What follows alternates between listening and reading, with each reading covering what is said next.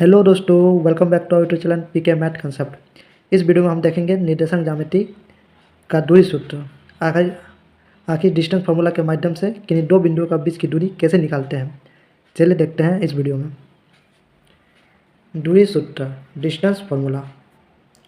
यदि कोई बिंदु जैसे P और Q है, उसके बीच की दूरी निकालना है तो उसका फार्मूला क्या होता है?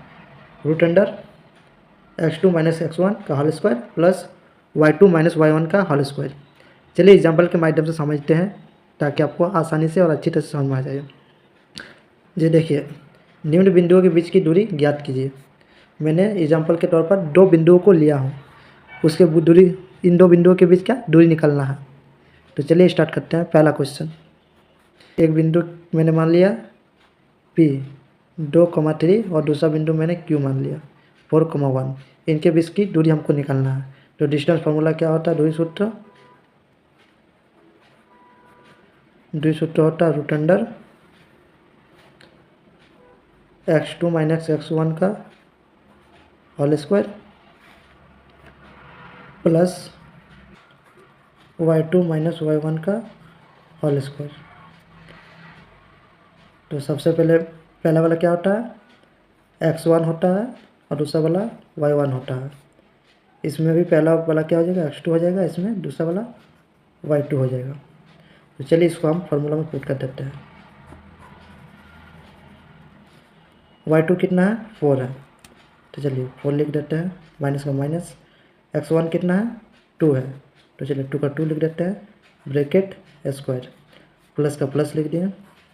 y2 कितना है? 1 है, चलिए 1 का 1 लिखें, माइनस का माइनस लिखें। और y1 कितना है? 3 है, तो चलिए y1 की जगह 3 लिख देते हैं। चलिए अब इसको सॉल्व करते हैं।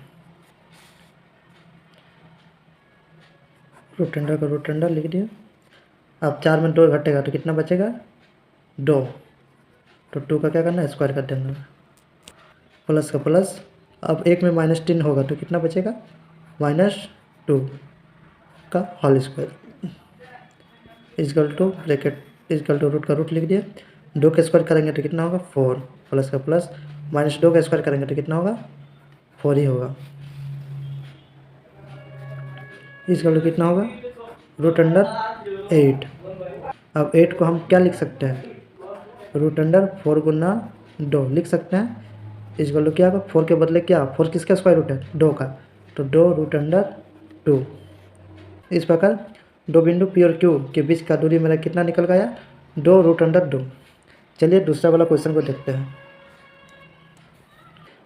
दो बिंदुओं को मैंने लिख लिया। सबसे पहले मैंने इसको मान लिया P और दूसरा वाला बिंदु को Q मान लिया। अब क्या करना है? इसके बीच की दूरी निकालना है डिस्टेंस फार्मूला के माध्यम से।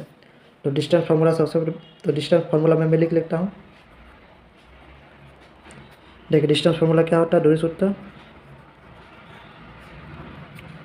Root under x2 minus x1 का होल स्क्वायर प्लस का प्लस y2 माइनस y1 का होल स्क्वायर दूरी सूत्र का फार्मूला है।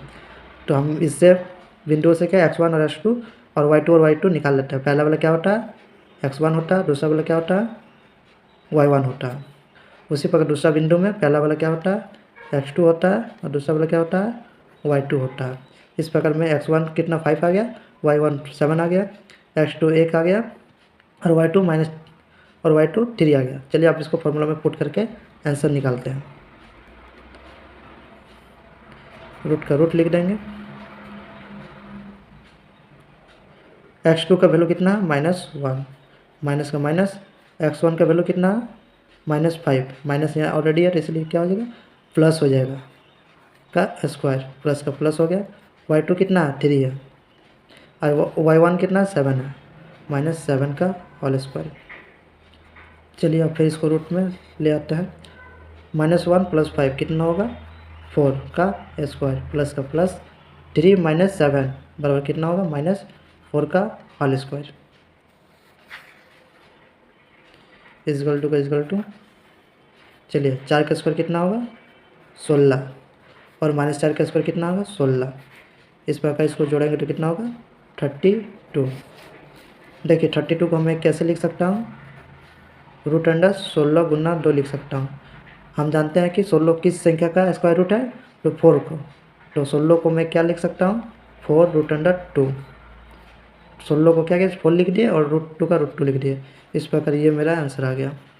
इस प्रकार दो बिंदु P और Q के बीच की दूरी का आंसर कितना आ गया, 4√2। इस प्रकार आप किसी भी दो निर्देशांक के बीच की दूरी डिस्टेंस फॉर्मूला के माध्यम से आसानी से निकाल पाइएगा। तो आज के लिए इतना ही, मिलता है नेक्स्ट वीडियो में।